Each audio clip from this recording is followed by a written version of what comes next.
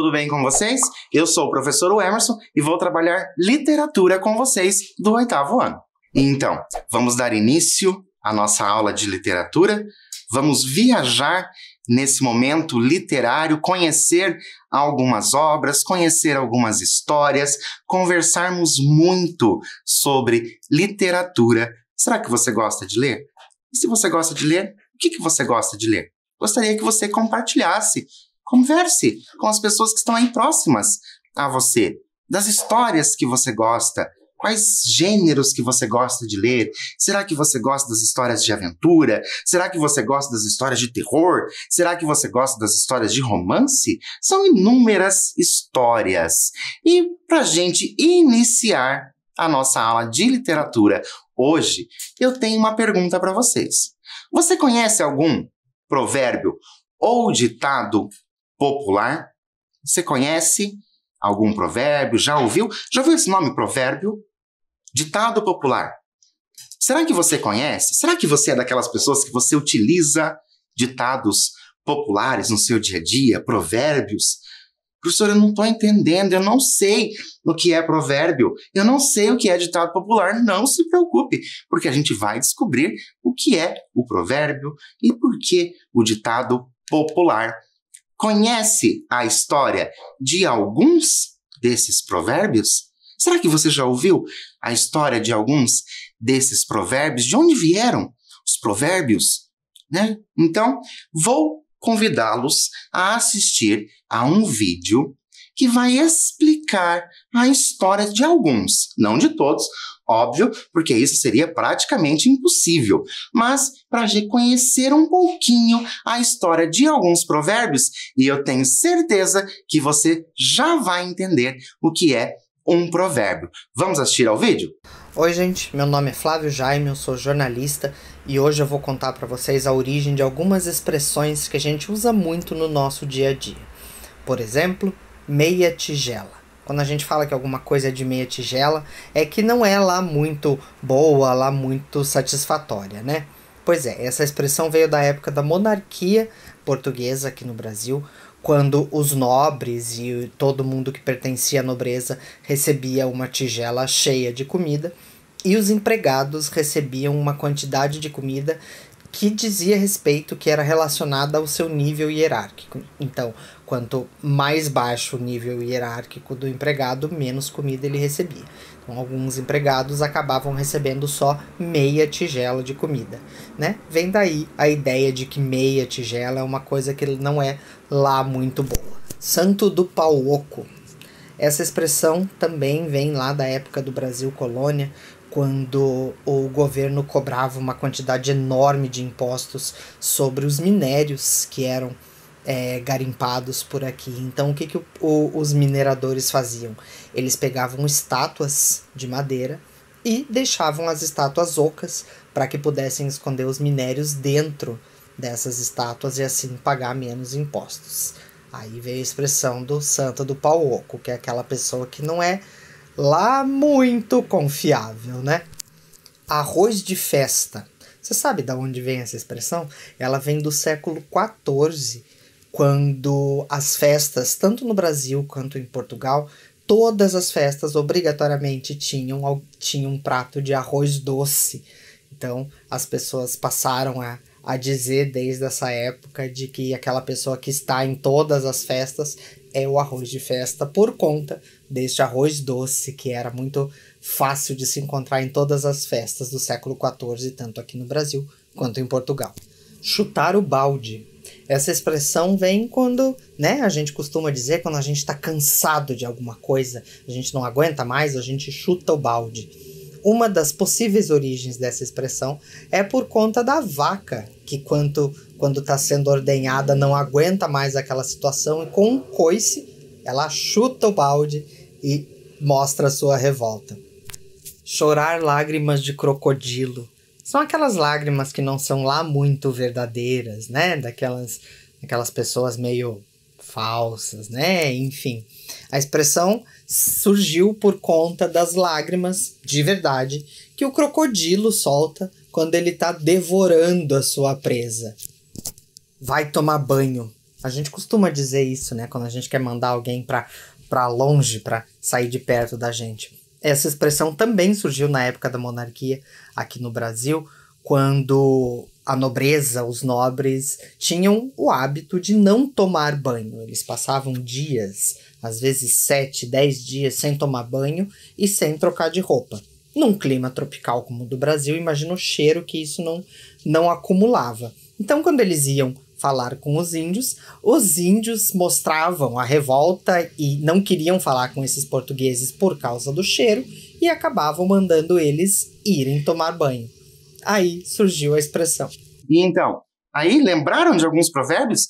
Vocês são essas pessoas que utilizam provérbios no dia a dia? É interessante a gente saber isso, porque às vezes a gente utiliza e a gente não conhece o nome, mas a gente utiliza. Certo? Só para vocês saberem, provérbios são frases curtas e de fácil memorização. Alguns possuem rimas, mas não é regra, certo? Não é regra ter as rimas.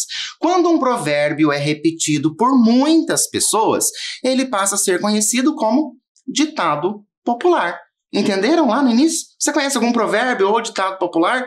Então nós temos as duas coisas muito próximas. Ele se torna ditado popular porque ele vai sendo repetido muitas vezes. E para a gente já ir esquentando a nossa mente, entrando nessa ideia de provérbios, entrando nesse mundo literário, trouxe para vocês um desafio. Você consegue descobrir quais são os ditados populares expressos pelos emojis? Eu vou colocar para vocês alguns emojis, certo? Na tela. Será que você consegue descobrir ali quais são esses provérbios populares? Eu vou dar um tempo para você fazer isso e eu volto para a gente conferir esse nosso desafio. Até já!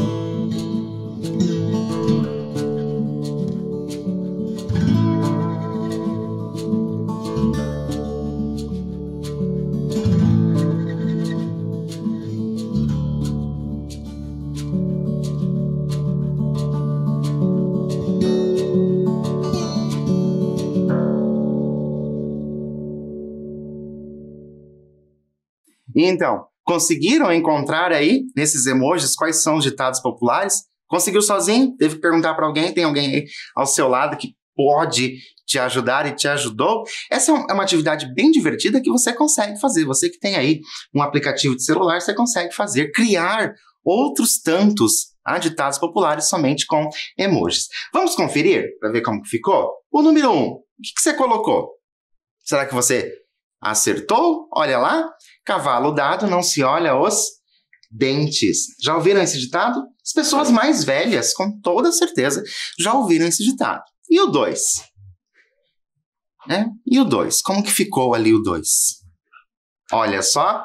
Em terra de cego, quem tem um olho é rei. E o 3? Boca fechada. O último ali. Esse ficou fácil, né? Em boca fechada não entra mosca. E o 4? O 4 é muito fácil e as pessoas usam muito. Olha só. Chorar pelo leite derramado. E o final? E o último? Conseguiram pensar nesse último? Nós temos ali esse anjinho. Como será? Santo de casa não faz milagre. E então, será que você acertou os 5? Se não acertou os 5, quantos você acertou? Não acertou nenhum? Não tem problema, não precisa se preocupar, porque a gente vai falar um pouco sobre os provérbios e a gente vai conhecer alguns provérbios. Para nós fazermos a leitura, eu trouxe para vocês um autor chamado Luiz Fernando Veríssimo. Ele é um autor brasileiro, é um cronista brasileiro, nascido em 1936. Seus textos apresentam um toque de humor. Esse toque de humor é uma das características, certo? Da crônica ter esse toque de humor. E esse autor, Luiz Fernando Veríssimo, ele traz nos textos dele não só o humor, mas muita coisa para a gente refletir. Eu trouxe para vocês algumas obras que eu tenho do Luiz Fernando Veríssimo. Então, só para vocês verem que pelas capas já dá para ver que é alguma coisa divertida. Esse aqui, primeiro, Comédias da Vida Privada, eu gosto muito. Há muito tempo, tinha um quadro na TV com esse nome e era baseado aqui nas obras do Veríssimo. O Veríssimo, ele tem uma curiosidade. Ele é filho de um autor brasileiro bem estudado. Chama Érico Veríssimo, o pai do Luiz Fernando Veríssimo. Então, uma curiosidade para vocês. Então, você já leu uma crônica? Será que nesse seu período escolar, será que você já leu uma crônica? E fora da escola, será que você já leu uma crônica? Será que você leu uma crônica e não percebeu que era uma crônica? Você consegue reconhecer esse gênero textual? Então, o que nós temos na crônica? Nós temos algumas características que são bem fáceis de nós reconhecermos. É um texto leve, é um texto rápido, é um texto curto, tá? Então, quando eu falo curto, gente, eu não estou falando um texto de um parágrafo, tá? Eu posso ter uma crônica, por exemplo, de 6 páginas e a gente considera como sendo um texto curto. Então, eu tenho essas características. Poucos personagens, a história vai girar em torno de um único fato. Então, você já leu algum texto assim? Tenho certeza que em algum momento da sua vida você fez essa leitura desse tipo de texto, desse estilo de texto. Talvez você só não sabia que se tratava de uma crônica. Mas não é legal a gente reconhecer, conseguir olhar e dizer: nossa, estou lendo uma crônica. E nós vamos fazer a leitura de uma crônica e vocês vão perceber essa leveza do texto, a agilidade do texto. A crônica que nós vamos ler chama-se Incidente na Casa do Ferreiro. Tá? Incidente na Casa do Ferreiro. Vamos começar. Pela janela, vê-se uma floresta com macacos, cada um no seu galho. 2 ou 3 olham o rabo do vizinho, mas a maioria cuida do seu. Há também um estranho moinho movido por águas passadas. Pelo mato, aparentemente perdido, não tem cachorro. Passa Maomé a caminho da montanha para evitar um terremoto. Dentro da casa, o filho do enforcado e o ferreiro tomam chá. Eu já vou conversar com vocês a respeito desta primeira parte, porque eu tenho uma atividade para vocês fazerem aí no caderno de vocês. Então, só por esse primeiro trecho do texto que nós lemos agora, já percebeu em que o autor se baseou para escrever a crônica? Em que ele se baseou? Pense no que a gente está falando. Vou dar um tempo para você fazer isso e eu volto para a gente continuar.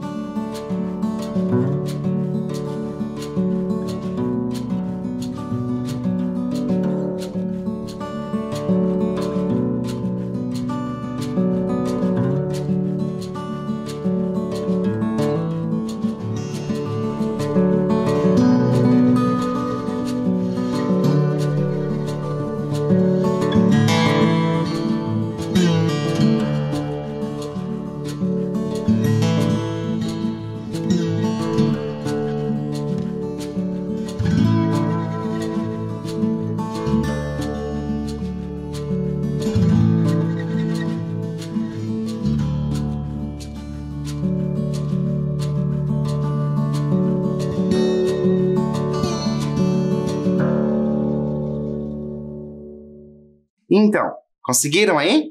Lembrar do que nós estamos falando, no que o autor se baseou? Conhece um provérbio que tenha a palavra ferreiro? Conhece esse provérbio que tenha alguma palavra ferreiro? Já ouviu falar? No texto de hoje, a gente vai descobrir sobre isso. E que incidente você acredita que possa ter acontecido na casa do ferreiro? Lembra? Incidente na casa do ferreiro.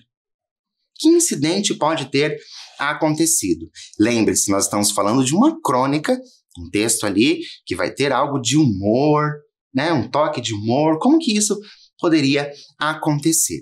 O texto que nós vamos ler, ele tem uma característica de texto de teatro. O que isso significa, professor? O senhor acabou de falar que é uma crônica. Não, gente, é uma crônica, certo? É uma crônica, mas ele possui característica de texto de teatro. Você já leu um texto de teatro? Como que funciona? Eu vou ter escrito o nome da pessoa, né, da personagem, e depois eu tenho a fala dela. Eu vou ter também algumas rubricas. O que são essas rubricas? Vai ficar entre parênteses e vai dar a direção do que está acontecendo.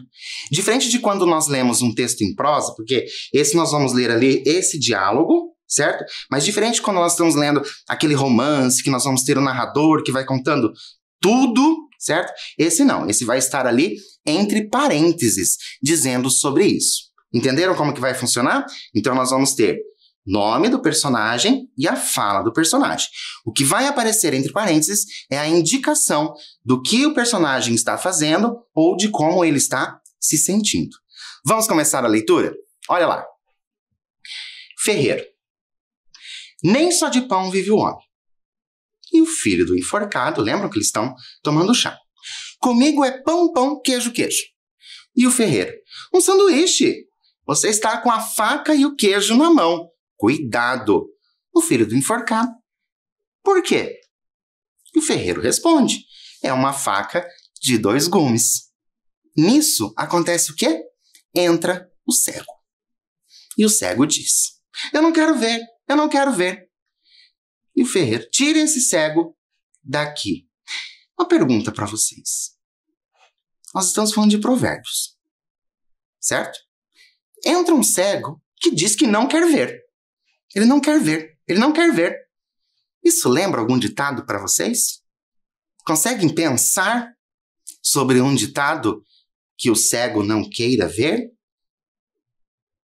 Já ouviram algo do tipo, pior cego é aquele que não quer ver? Então, nós estamos aí com esses ditados, né, trazendo toda a história do nosso autor, Luiz Fernando Veríssimo. Mas vamos continuar. Entra o guarda com o mentiroso. Guarda. Peguei o mentiroso. Mas o coxo fugiu. O cego. Eu não quero ver. Entra o vendedor de pombas com uma pomba na mão e 2 voando. Qual o significado da palavra coxo no contexto? Nesse texto que nós estamos lendo, qual o significado da palavra coxo? Será que você acha que é a letra A, pessoa que possui uma das pernas mais curtas? Letra B, pessoa que conduz o cavalo? Ou letra C, pessoa com habilidade de correr mais rápido? Vou dar um tempinho para você fazer isso e eu volto para a gente continuar.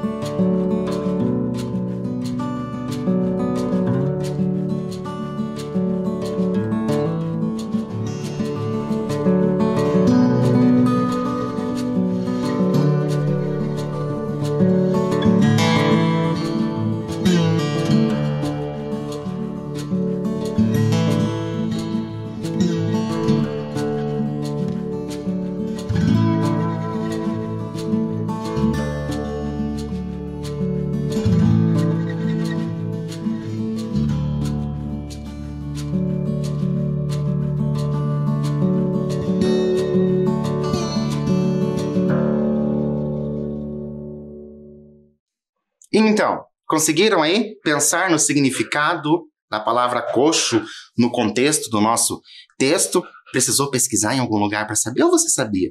Eu acredito que você sabia a palavra e é claro que a letra A pessoa que possui uma das pernas mais curtas, uma das pernas mais curtas que a outra. Então, vamos continuar? Pense na fala do guarda. Peguei o mentiroso, mas o coxo fugiu. Por que o guarda conseguiu pegar somente o mentiroso? Por que vocês acham que isso aconteceu? Por isso que eu falei para vocês antes ali o significado da palavra coxo. E agora, vou dar um tempo para você pensar aí a esse respeito. Lembre-se, nós estamos falando de provérbios, certo? Então, a resposta tem alguma coisa a ver com provérbios. Um tempinho para você fazer isso e eu volto já.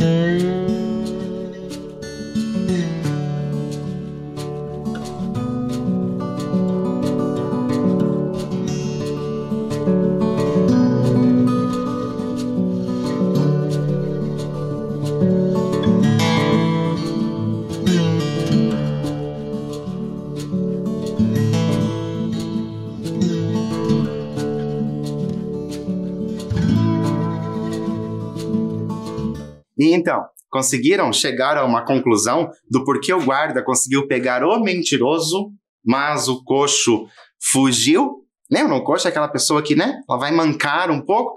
Mas por que, né, que ele pega somente o mentiroso? Professor, isso ficou muito fácil, porque mentira tem perna curta. Então, também fica a dica para vocês, viu? Mentira tem perna curta. Vamos continuar?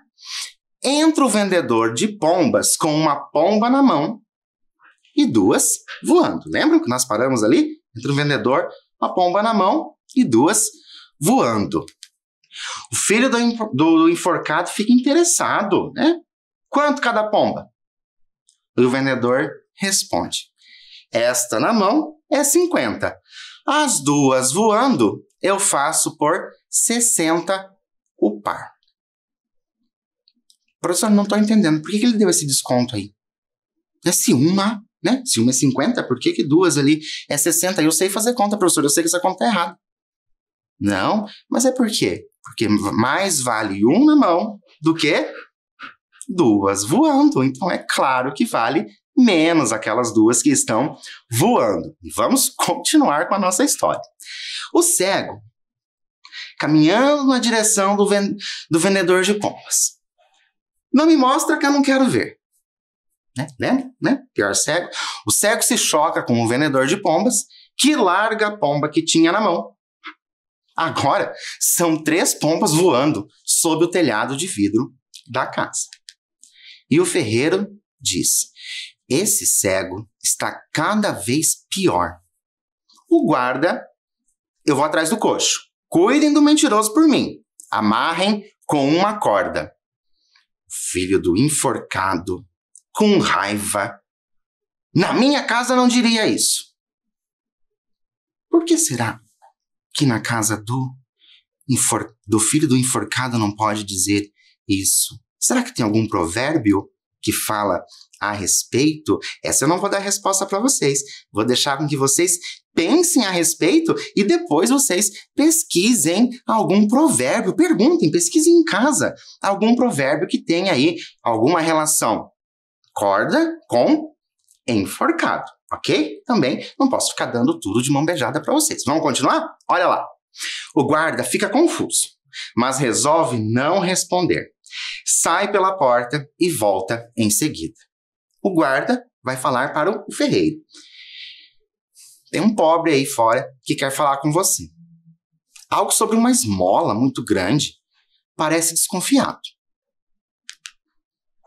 O ferreiro diz: é a história. Quem dá aos pobres empresta a Deus. Mas acho que exagerei. E entra o pobre.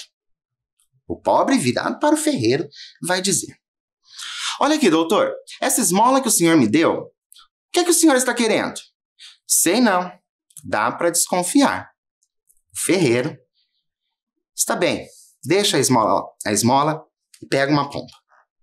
O cego: como a gente já está acostumado, essa eu não quero ver.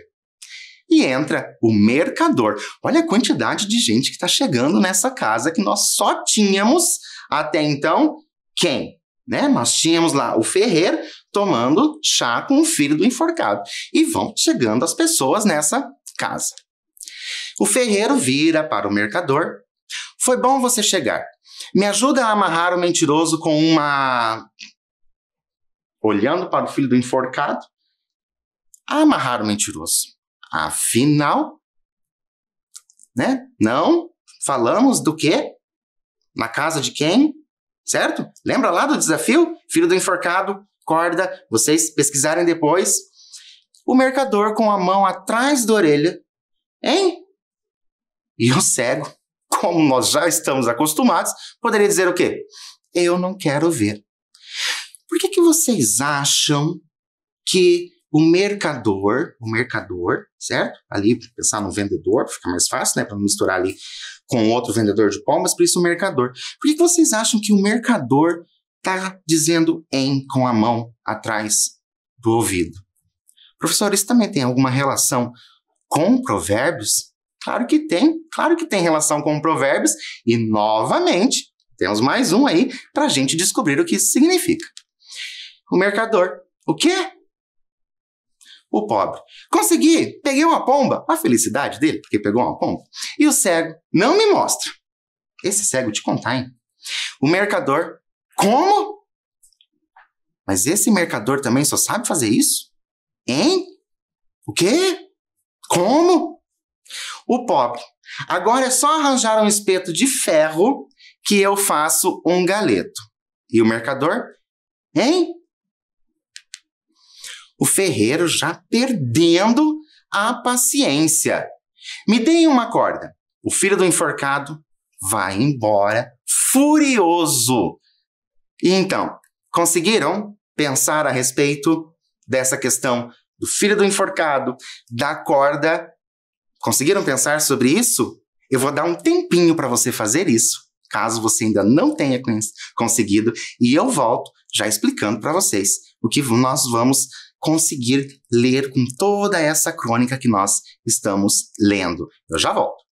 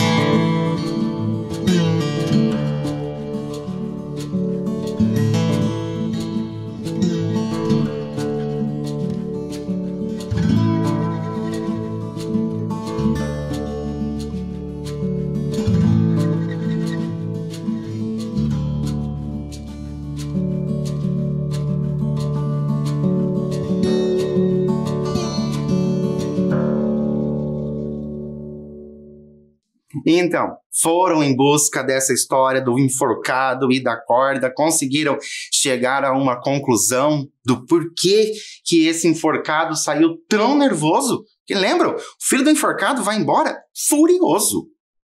Por quê? Conseguiram encontrar? Pesquisaram? Perguntaram para alguém? É porque em casa de enforcado não se fala em corda. Ou seja, a gente não vai falar com alguma coisa que possa magoar, sabendo que aquilo pode magoar. Então, em casa de enforcado, não se fala em corda. Mas continuando a nossa história, o pobre vira para o ferreiro. Me arranja um espeto de ferro. E o ferreiro, nessa casa, só tem espeto de pau. Lembra que eu havia perguntado para vocês se vocês conheciam algum ditado popular com a palavra ferreiro? Chegou o momento de vocês darem a resposta. Vocês conhecem? Conhecem esse ditado que entra ali, essa história do ferreiro? Vejam a resposta do nosso ferreiro. Nesta casa só tem espeto de pau. E aí, já ouviram isso? Ferreiro, pau.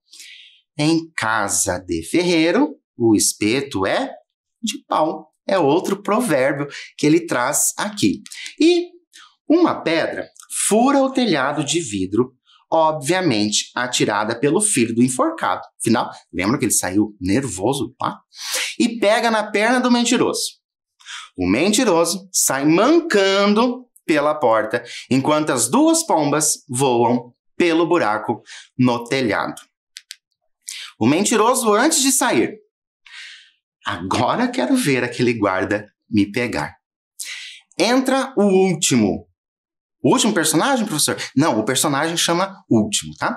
Entra o último, de tapa-olho, pela porta de trás. Essa informação é bem importante para vocês, tá? O último, de tapa-olho. O ferreiro. Como é que você entrou aqui? E o último, simples e diretamente, arrombei a porta.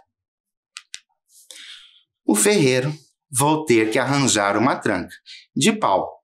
Claro, nós já sabemos porque o ferreiro vai atrás dessa tranca de pau. O último diz: vim avisar que já é verão. Vi não uma, mas duas andorinhas voando aí fora. E agora? Ele não viu só uma andorinha. Ele viu duas andorinhas. Que provérbio a gente consegue tirar dessa ideia?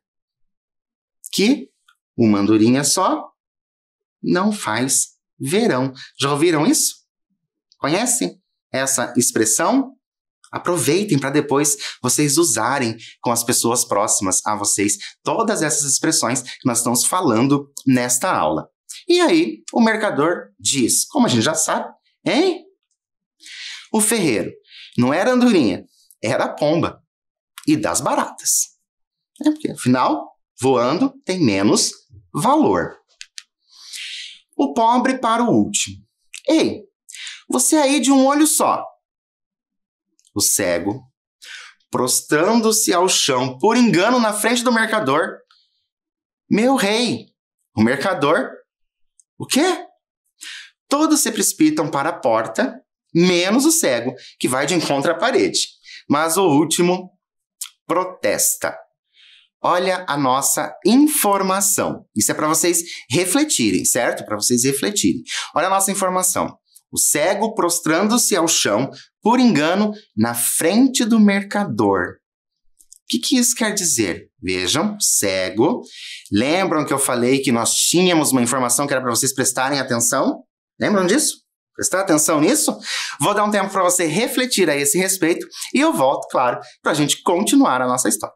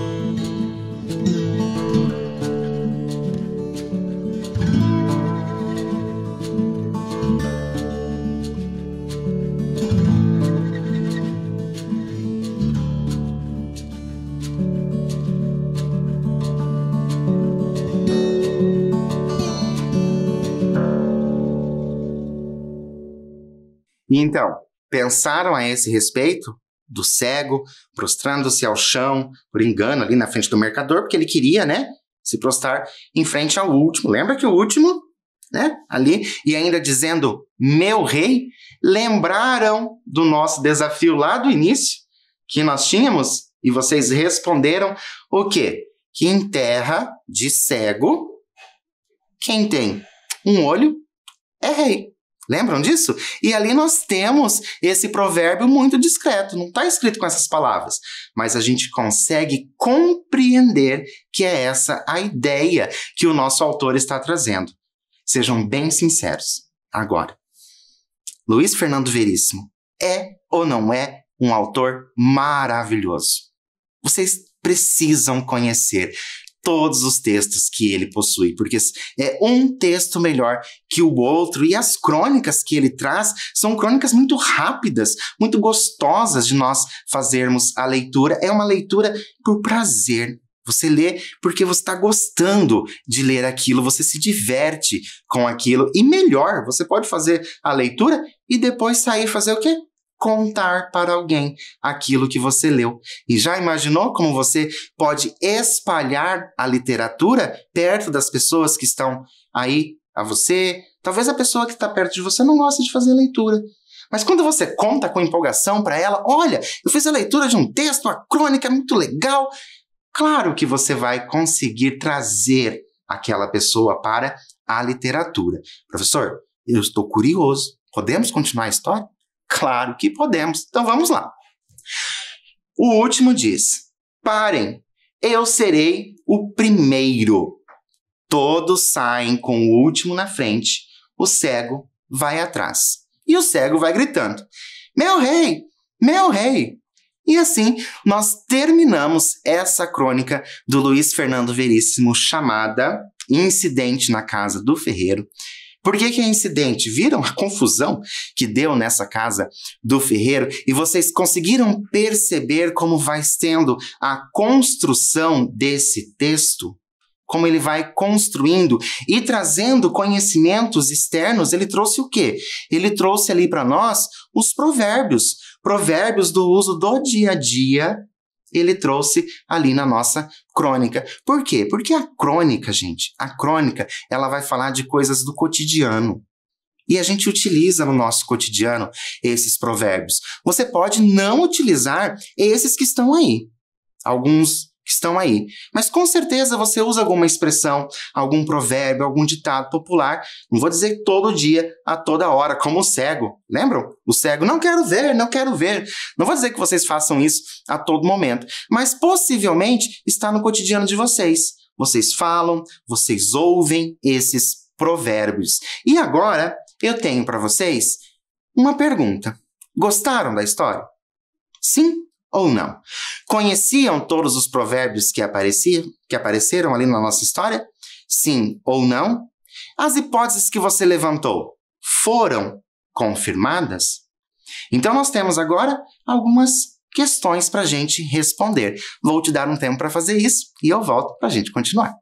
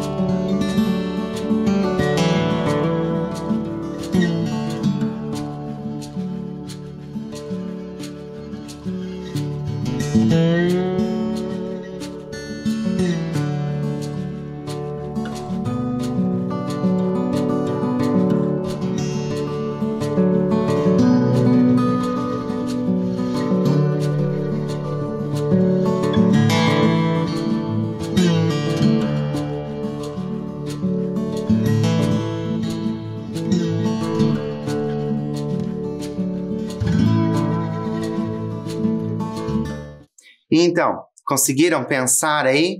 Se você conhecia todos os provérbios? Gostou dos provérbios? Qual provérbio que você mais gostou? Qual provérbio que você vai utilizar no seu dia a dia? E a nossa história funcionou? Escrita com provérbios, baseada nos provérbios? Acredito que vocês tenham gostado bastante dessa história. Mas lá no início, eu pedi para vocês pensarem a respeito, né, a partir daquela primeira leitura que nós fizemos do primeiro parágrafo, eu pedi para vocês pensarem a respeito do que a história iria falar, incidente na casa do ferreiro. O que vocês anotaram? Vocês pensaram a respeito dos provérbios, já que nós já estávamos falando dos provérbios? Vocês conseguiram confirmar as hipóteses de vocês? Ou as hipóteses não se confirmaram? Se você conseguiu confirmar as hipóteses, isso é bem legal. Mas se as suas hipóteses não se confirmaram, você pensou numa coisa totalmente diferente, posso te dizer algo. Você é bem criativo também. Por quê? Porque você criou ali na sua mente uma história a partir de um título. Então isso é usar da criatividade. Eu espero realmente que vocês tenham gostado bastante da nossa aula de literatura. Espero encontrar vocês tantas outras vezes para nós mergulharmos nessas literaturas, conhecermos mais os textos e realmente tentar viver aquilo que está acontecendo. Perceberam na leitura como essa leitura aconteceu? Como nós fomos utilizando uma entonação diferente? Então, é tão gostoso quando você faz isso, quando você faz uma leitura, você dá vida à leitura, você dá vida à literatura e é claro que a literatura também nos dá vida. Por hoje, eu fico por aqui, espero vocês no nosso próximo encontro. Até lá!